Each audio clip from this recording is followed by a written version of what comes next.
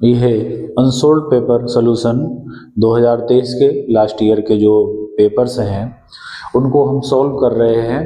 तो उसमें 2023 का सेट नंबर 2 बीटी, इसके हमने 3 क्वेश्चन लास्ट वीडियो में कर दिए हैं और आज हम क्वेश्चन नंबर 4 से प्रारंभ करते हैं। क्वेश्चन नंबर जो 4 है वह 3 मार्क्स का होता है, 3 नंबर का, 3 मार्क्स। और इस 4th क्वेश्चन में 5 भाग होंगे, 5 पार्ट होंगे और प्रत्येक क्वेश्चन 3 नंबर का होगा। इसका पहला भाग है, फर्स्ट पार्ट, क्रांतिक कोण की परिभाषा दीजिए, डिफाइन द क्रिटिकल एंगल। क्रांतिक कोण, इसकी डेफिनेशन पूछी है तो मैं एक डायग्राम के द्वारा बताना चाह रहा हूं। ये एक कांच का टुकड़ा है,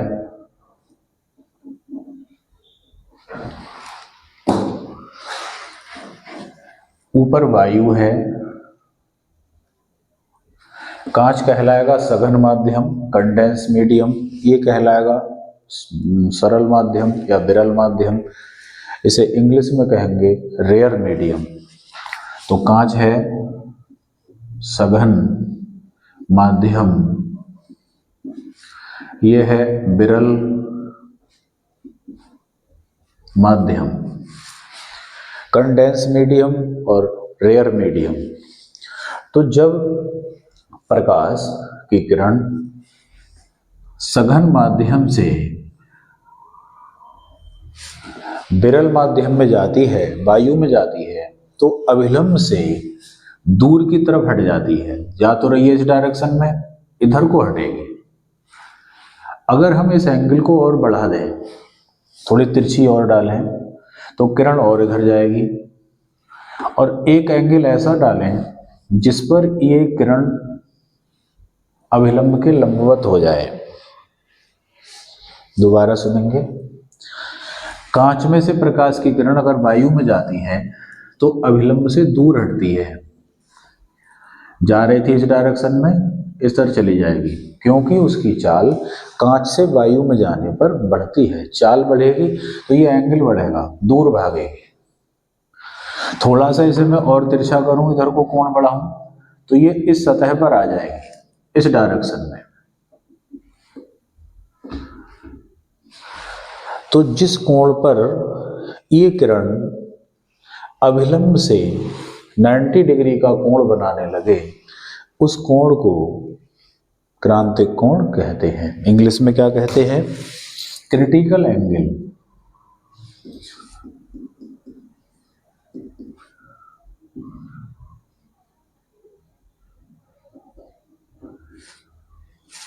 डेफिनेशन क्या हुई? सघन माध्यम में वह आपतन कोण जिसके लिए अपवर्तन कोण का मान 90 डिग्री होता है, उसे क्रांतिक कोण कहते हैं। क्रांतिक कोण पढ़ने से फायदा क्या हुआ? इसके जानकारी होने के बाद हम किसी मटेरियल को इस प्रकार काट सकते हैं कि वो अधिक से अधिक चमकदार दिखेगा। तो अपवर्तनांक और इसके क्रांतिक कोण, रिफ्रैक्टिव इंडेक्स और क्रिटिकल एंगल, दोनों में एक रिलेशन आएगा। उसके द्वारा हम पता कर पाएंगे कि किसी मटेरियल को कितना तिरछा काटा जाए कि वो चमकदार दिखे। तो हीरे की कटिंग इसके आधार पर ही की जाती है। डेफिनेशन क्या हो गई? वह सघन माध्यम में वह आपतन कोण जिसके लिए अपवर्तन कोण का मान 90 डिग्री होता है, उसे क्रांतिक कोण कहते हैं। तो जो C है, ये एक प्रकार का आपतन कोण है, जिधर से प्रकाश आ रहा है। तो ये I की वैल्यू हो गई, ये R की वैल्यू हो गई, और स्नेल के नियम में लगा रहे हैं। कांच का अपवर्तनांक N1, वायु का अपवर्तनांक N2। तो स्नेल्स लॉ लगाएंगे, N1 into sine i equal to N2 into sine r, या ऐसे लिख लेते हैं साइन आई अपॉन साइन आर बराबर N2 अपॉन N1। वायु का अपवर्तनांक होता है 1 1। जब उसकी वैल्यू 1 हो गई तो कांच का अपवर्तनांक फिर हम N1 नहीं लगाएंगे, इसे खाली N लिखेंगे। तो यहां तो आएगा N, I के स्थान पर आएगा C, N2 की वैल्यू 1 और इंटू साइन R की वैल्यू 90। वैल्यू पुट कर दी, N1 की जगह N, I की जगह C, N2 का मान 1, R का मान 90।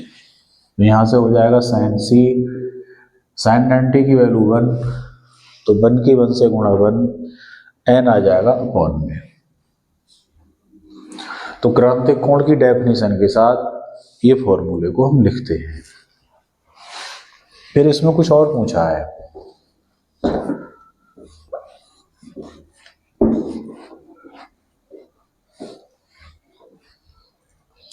साथ में है प्राकृतिक तंतु, यहां गलत लिखा है, होना चाहिए प्रकाशिक तंतु, मिसप्रिंट है। प्रकाशिक तंतु की कार्य विधि का उल्लेख करो।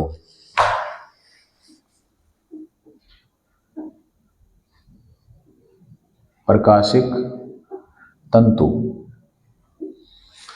तो जो डिस्क के केबल तार होते हैं उसमें एक कनेक्शन जो वायर होता है जिसे कहते हैं ऑप्टिकल फाइबर, उसकी हिंदी है प्रकाशिक तंतु। तो ये एक इस प्रकार का संयोजन है, इस प्रकार का तार है जिसमें जो सिग्नल होते हैं वो परावर्तन के द्वारा चलते हैं और एनर्जी का लॉस ना के बराबर होता है, नगण्य होता है। तो प्रकाशिक तंतु एक इस प्रकार का समायोजन है, इस प्रकार का केबल तार है जिसमें विद्युत चुंबकीय तरंगें बिना ऊर्जा के क्षय किए, ऊर्जा बिना खर्च किए चलती हैं, उसे प्रकाशिक तंतु कहते हैं। किस सिद्धांत पर कार्य करता है? पूर्ण आंतरिक परावर्तन के सिद्धांत पर कार्य करता है। बनावट कैसी होती है? इसकी बनावट होगी तो इसमें डबल लेयर, दो प्रकार के पदार्थों की लेयर होती है, परत होती है। जो बाहर की लेयर है, बाहर वाली लेयर, इस बाहर की लेयर का अपवर्तनांक कम होता है, अंदर वाली लेयर का अपवर्तनांक अधिक होता है। तो जब जो सिग्नल है वो सिग्नल क्रांतिक कोण से अधिक कोण पर गिराते हैं, और अगर कोई तरंग क्रांतिक कोण से अधिक कोण पर आपतित हो तो वो फिर पार नहीं निकलेगी, वो वापस लौट जाएगी।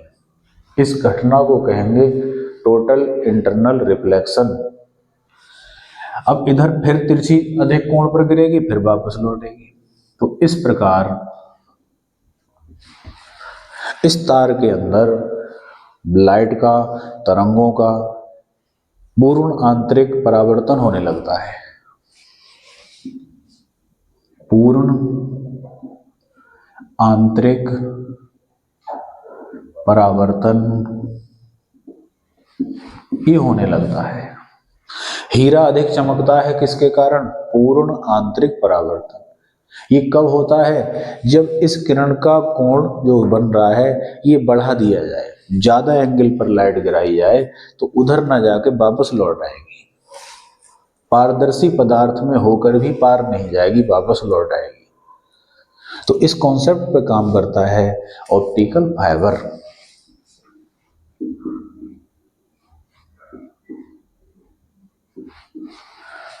तो पहले इसका सिद्धांत लिख दिया जाएगा, इसकी रचना लिख दी जाएगी, इसमें क्या क्या लगा है।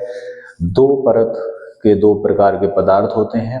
एक पतला बेलनाकार पाइप होता है जिसमें बाहर की जो दीवार है वो कम अपवर्तनांक के पदार्थ से घिरी होती है। सिग्नल को इस प्रकार गिराते हैं कि इसका आपतन कोण क्रांतिक कोण से अधिक रहे, जिसके कारण ये इस दीवार से पार न जाकर पूर्ण आंतरिक परावर्तन के द्वारा वापस लौट आता है और इस प्रकार सिग्नल चलता है। परावर्तन से चलने के कारण इसमें ऊर्जा की हानि नगण्य होती है। तो इस क्वेश्चन में इतना जवाब था।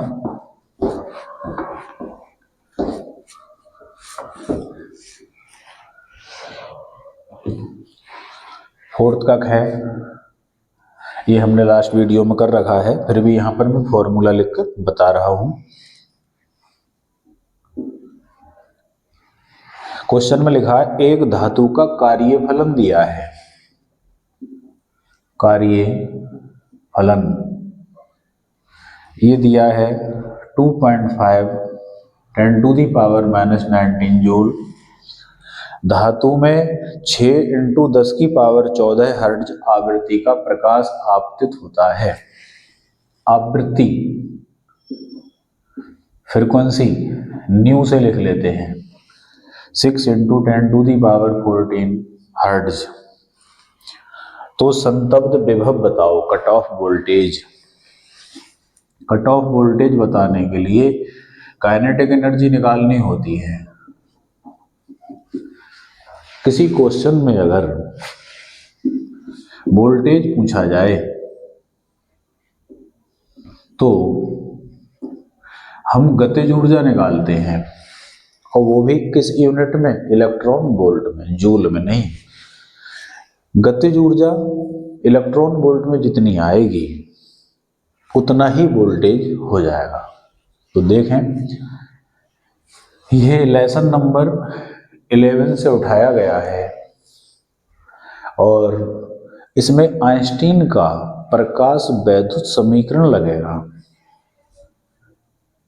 और ये क्वेश्चन संबंधित है जो हमारे घरों की छत पर सोलर पैनल होता है, सौर ऊर्जा प्लेट, उससे संबंधित क्वेश्चन है। K + W = h new. K है पैनल में से इलेक्ट्रॉन जो निकलते हैं उनकी गतिज ऊर्जा, W है पैनल से इलेक्ट्रॉन निकालने में खर्च ऊर्जा जिसे कहते हैं कार्यफलन, h न्यू है गिरने वाले प्रकाश की ऊर्जा, जो सूर्य से प्रकाश गिर रहा है उसके एक फोटोन की ऊर्जा है। तो प्रकाश की ऊर्जा दो काम में खर्च होती है, पैनल से इलेक्ट्रॉन को निकालने में और इलेक्ट्रॉन को फिर चलाने में तार में, वो ये है। इसलिए इन दोनों का योग इसके बराबर लिखा जाता है। ये निकालना है तो Kmax = h न्यू और W उधर गया तो माइनस का हो गया। इसमें वैल्यू लगाएंगे, h प्लांक नियतांक की वैल्यू बोर्ड के पेपर में लिखी मिलेगी 6.6 10⁻⁻34 न्यू, 6 × 10⁻14 है, W 2.5 10⁻⁻19। 6 के इससे गुणा करेंगे 39.6 10⁻⁻20 -34 में +14 किया, ये आ जाएगा। ये अभी घट नहीं सकते क्योंकि इनमें घाते अलग अलग हैं, भिन्न हैं। तो पहले पावर को कॉमन लेंगे हम, 10⁻⁻19 कॉमन लिया, अंदर बचता है 39.6, इसमें से 19 पावर माइनस की निकल गई तो माइनस की 1 पावर बचती है। ये पूरा का पूरा कॉमन चला गया। ये -1 पावर इस नंबर से जब मल्टीप्लाई होगी तो ये हो जाएगा 3.96 और ये है 2.5। इसमें पॉइंट के बाद 2 डिजिट है, इसमें 1, तो यहाँ 0 लगाएंगे। ये 10⁻⁻19 जूल। ये जूल में एनर्जी थी तो ये जूल में आ गई, लेकिन हमको वोल्टेज बताना है, संतप्त विभव बताना है, इसलिए इस एनर्जी को लास्ट में आकर इलेक्ट्रॉन वोल्ट में चेंज करेंगे, वो करते हैं तो इसको इलेक्ट्रॉन के आवेश से भाग कर देंगे, तो ये जूल इलेक्ट्रॉन वोल्ट में बदल जाएगा।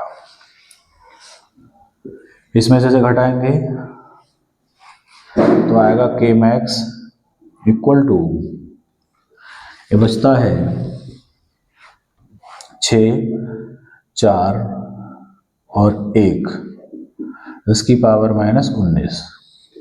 इसे इलेक्ट्रॉन वोल्ट में बदलना है तो इलेक्ट्रॉन के आवेश से डिवाइड, इसका यूनिट चेंज हो गया, ये पावर से पावर कट गई, यहाँ 0 लगाया, पॉइंट से पॉइंट हट गया। 160 से 146 को भाग करेंगे तो 0.9 इलेक्ट्रॉन वोल्ट। इलेक्ट्रॉन की इतनी काइनेटिक एनर्जी आई तो उसे रोकने के लिए कितना वोल्टेज चाहिएगा? 0.9 वोल्ट। ये आंसर हो गया।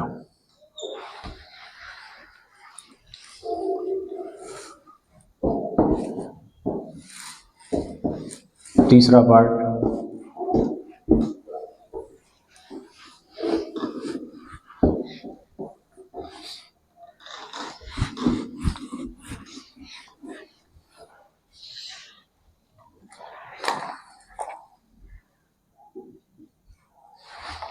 लिखा है बायो-सेवर्ट के नियम की व्याख्या लिखिए।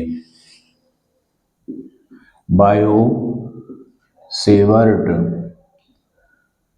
का नियम, अगर ये कहते लिखिए तो केवल हम उसका फॉर्मूला लिख देते, लेकिन इसमें कहा है व्याख्या लिखिए, तो हम उसके 4 जो रिलेशन हैं, 4 संबंध, उन चारों को ही अलग अलग लिखकर फिर उन्हें कंबाइंड करेंगे।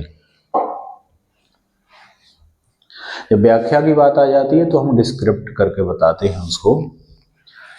तो ये कोई किसी भी आकृति का कोई तार है, इसमें करंट बह रही है I, और इसका सूक्ष्म पार्ट है जिसकी लंबाई है डेल्टा L।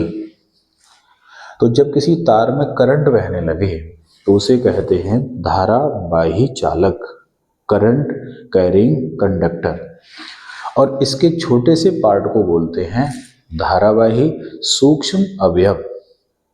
तो बायो और सेवर्ट 2 साइंटिस्टों के नाम हैं, इन्होंने इस पर एक्सपेरिमेंट किया और इस तार से उत्पन्न चुंबकीय क्षेत्र का फॉर्मूला दिया।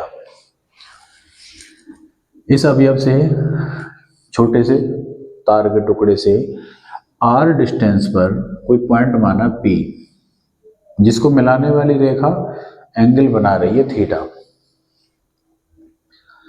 तो यहाँ जो P बिंदु पर मैग्नेटिक फील्ड होगा उसे हमने लिखा B, थोड़े से अवयव का है तो लिखा डेल्टा B। तो ये डेल्टा B किन किन राशियों पर डिपेंड करेगा, जरा वो देखें। इन्होंने निष्कर्ष जो दिया है, इन्होंने बताया कि यहाँ पर जो चुंबकीय क्षेत्र होगा वो बहने वाली धारा के प्रोपोर्शनल होगा, डेल्टा V समानुपाती होगा I के। दूसरी बात क्या कही, यहाँ जो चुंबकीय क्षेत्र होगा वो अनुक्रमानुपाती होगा डेल्टा L के। जितनी लंबाई ज्यादा लेंगे उतना ही ज्यादा मैग्नेटिक फील्ड बढ़ेगा। मैग्नेटिक फील्ड निर्भर करता है तार की लंबाई पर भी। तीसरी बात, इन्होंने कहा ये जो मैग्नेटिक फील्ड है ये निर्भर करेगा, ये जो बीच में एंगल बन रहा है इस एंगल के साइन थीटा पर। और फोर्थ जो पॉइंट दिया वो दिया कि ये मैग्नेटिक फील्ड निर्भर करेगा 1/r² पर। जितना हम दूर जाएंगे इस तार का मैग्नेटिक फील्ड दूर जाने पर घटता जाएगा, पास में ज्यादा होगा, दूर कम होगा। इसका मतलब डेल्टा V R के व्युत्क्रमानुपाती होगा।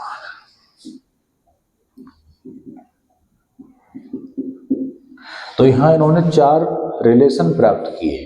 अगर इन चारों रिलेशन को कंबाइंड कर दें तो बायो सेवर्ट का नियम का सूत्र बन जाएगा। इनको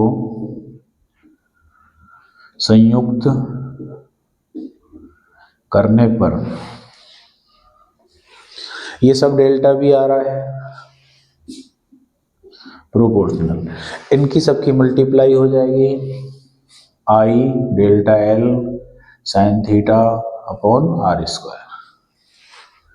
ये चिन्ह हटता है प्रोपोर्शनल का तो कांस्टेंट आता है, कहीं के कहीं कुछ कहीं बीटा। यहाँ क्या आएगा, यहाँ आता है mu naught upon 4 pi into i delta L sine theta upon r square. तो जो ये फॉर्मूला आया, इस फॉर्मूले को ही कहते हैं बायो सेवर्ट का नियम। बायो सेवर्ट का नियम इस तरह से बताएंगे।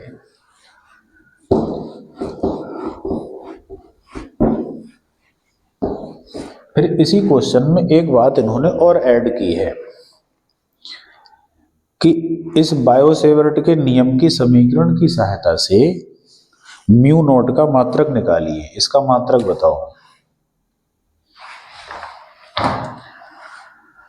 इसका मात्रक बताना है तो हमने लिखा म्यू नॉट का मात्रक। ध्यान से देखेंगे, डेल्टा बी चुंबकीय क्षेत्र, इसका मात्रक होता है न्यूटन प्रति एम्पियर मीटर।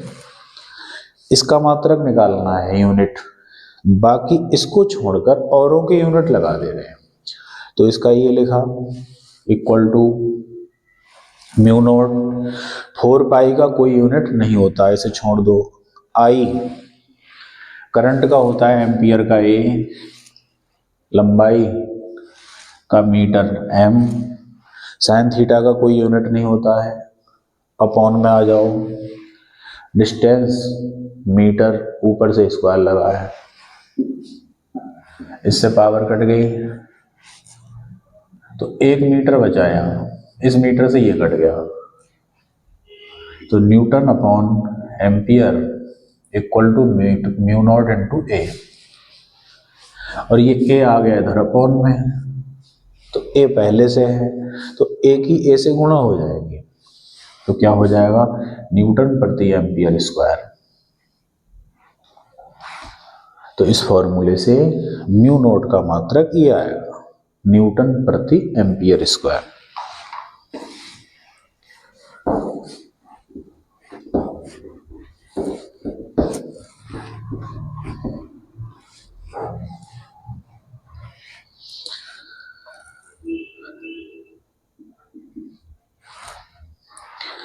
वन 1.732 अपवर्तनांक से, अपवर्तनांक n इक्वल टू 1.732, ये वैल्यू होती है √3 की।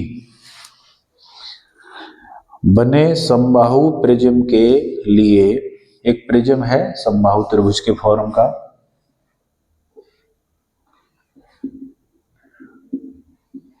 समबाहु त्रिभुज नाम लेने से हमें ये लाभ हुआ कि इसके तीनों कोण बराबर होंगे। बराबर होंगे तो ये एंगल 60 डिग्री का होगा, तो प्रिज्म कोण 60 डिग्री हम ले सकते हैं। अल्पतम विचलन कोण का मान ज्ञात करो, मिनिमम डेविएशन एंगल, उसे हम लिखते हैं डीएम से। ये ज्ञात करना है।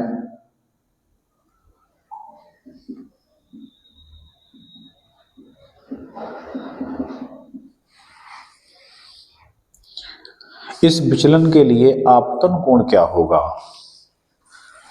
आपतन कोण आई भी निकालना है, वो बाद की बात देखेंगे।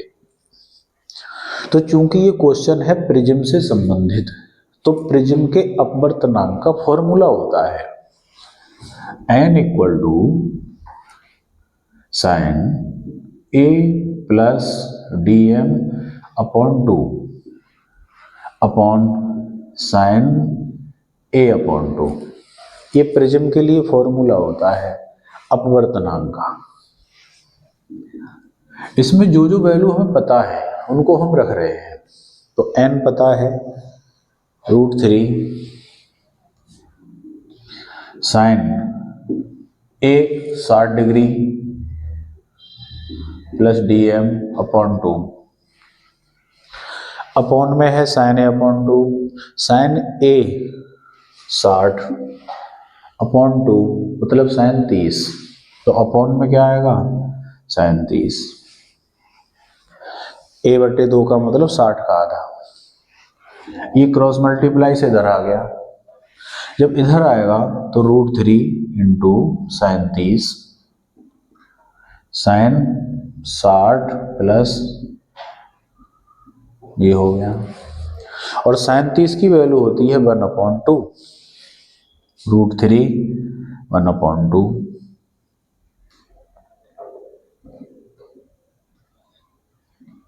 ये लिख लेंगे। इसके बाद हमें निकालना है ये dm। तो ये तब निकलेगा जब ये साइन यहां से हटे। तो हम ये √3/2 जो है ये देखेंगे कि साइन कितने डिग्री पर वैल्यू होती है। तो ये वैल्यू होती है साइन 60 डिग्री पर। Sine 60 plus dm/2। दोनों ओर साइन की अगर हम कंपेयर कराएं, तुलना कराएं, तो ये ब्रैकेट का मान 60 के बराबर लिख सकते हैं। तो तुलना करने पे क्या हुआ 60 प्लस dm/2 बराबर 60 डिग्री। 2 की क्रॉस मल्टीप्लाई हो गई 120 और dm निकालेंगे तो 120 माइनस 60 बराबर 60 डिग्री। तो इसमें विचलन कोण जो आया वो 60 डिग्री आया। तो ये आंसर तो हो गया हमारा।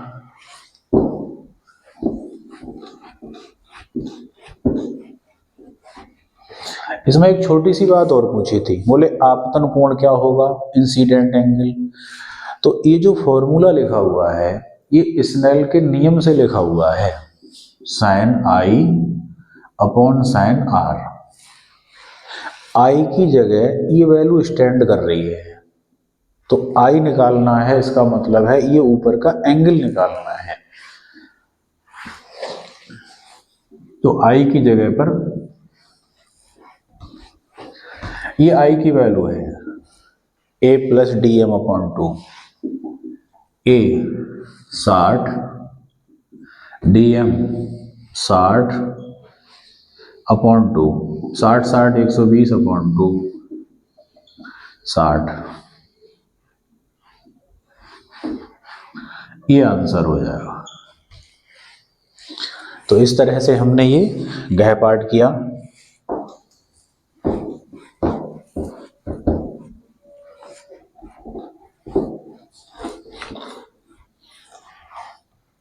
पांचवा पार्ट,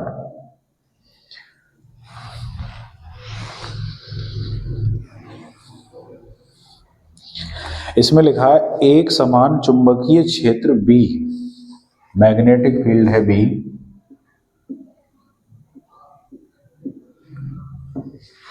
इसमें एक धातु L लंबाई की धातु की छड़, जैसे यहां इसमें छेद करके और इसे इस तरीके से घुमाया जाए,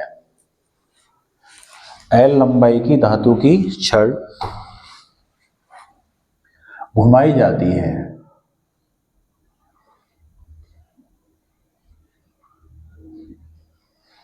इस तरीके से ये इसका सेंटर हो गया। छड़ की लंबाई क्या है L, ये एंगल और यहां से यहां तक ये बिंदु P मान लिया, ये O और ये Q। मैग्नेटिक फील्ड लगा है, उसमें L लंबाई की कोई धातु की कॉपर की छड़ इस तरीके से घूम रही है, गोल गोल घूम रही है। तो मैग्नेटिक फील्ड में अगर कोई धातु मूव करेगी, गति करेगी, तो उसके सिरों पर प्रेरित विभवांतर बनेगा। तो इसका फॉर्मूला पूछा है कि कितना वोल्टेज उत्पन्न होगा।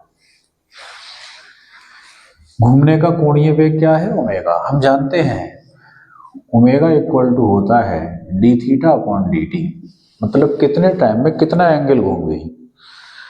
तो यहां से यहां तक का एंगल हमने क्या लिखा, डी थीटा। तो इसमें इस फिगर में यहां से यहां तक एक सिंपल क्वेश्चन फॉर्मूला लगा रहे हैं, कोण बराबर चाप बटे त्रिज्या। कोण, चाप और त्रिज्या। तो कोण डी थीटा बराबर चाप क्या हो गई, पी क्यू, और त्रिज्या क्या हो गई, l. Cross multiply p q equal to l d theta. इसे सुरक्षित रखेंगे, आगे काम आ सकता है। तो इस क्वेश्चन में पूछा गया है प्रेरित विभवांतर का सूत्र।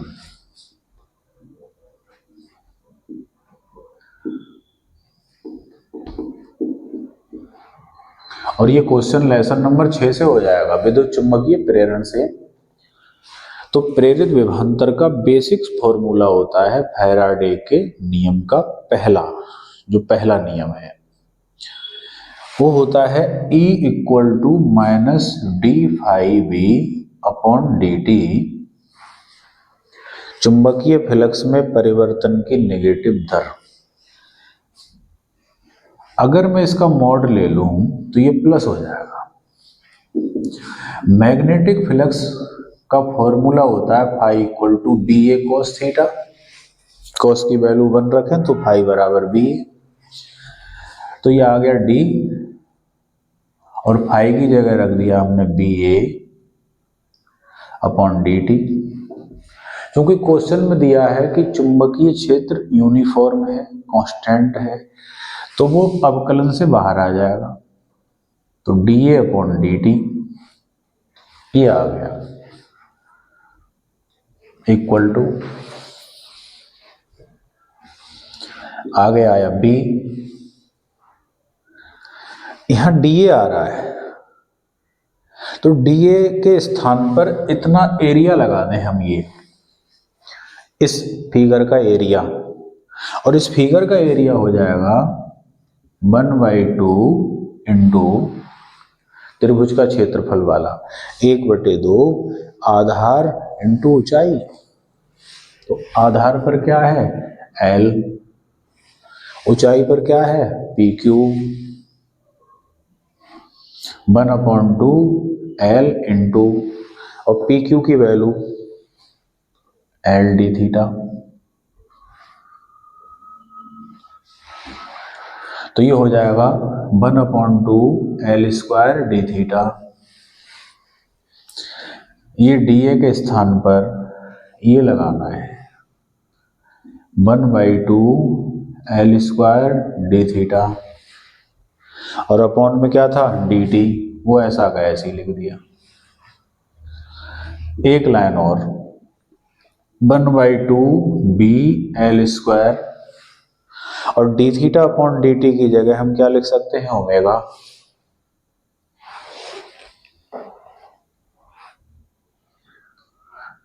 यही फॉर्मूला इसमें प्रूव करना था। एक बार इसे, बहुत इंपॉर्टेंट है बोर्ड एग्जाम के लिए, पिछले 2-3 साल में कई बार पूछा गया है। दोबारा सुनते हैं। एल लंबाई की धातु की छड़ घूम रही है, तो इसमें हमने लगाया कोण बराबर चाप बटे त्रिज्या P Q upon L. L की क्रॉस मल्टीप्लाई हो गई, ये आ गया। प्रेरित विभवांतर का सूत्र फैराडे के अनुसार ये होता है, फाई की जगह लिख सकते हैं बी ए, बी चूंकि कांस्टेंट है तो वो डिफरेंशियल से बाहर आ गया, D A upon d T. D A क्षेत्रफल हमने इस आकृति का लिखा 1/2 आधार गुणा ऊंचाई L into P Q. P Q की जगह ये मान लगा लिया, L इंटू एल हो गया L स्क्वायर, आगे डी थीटा। तो ये डी ए के स्थान पर हमने लगा दिया, डी ए की जगह पर 1/2 L square D theta, upon में डी टी था, डी टी यही है।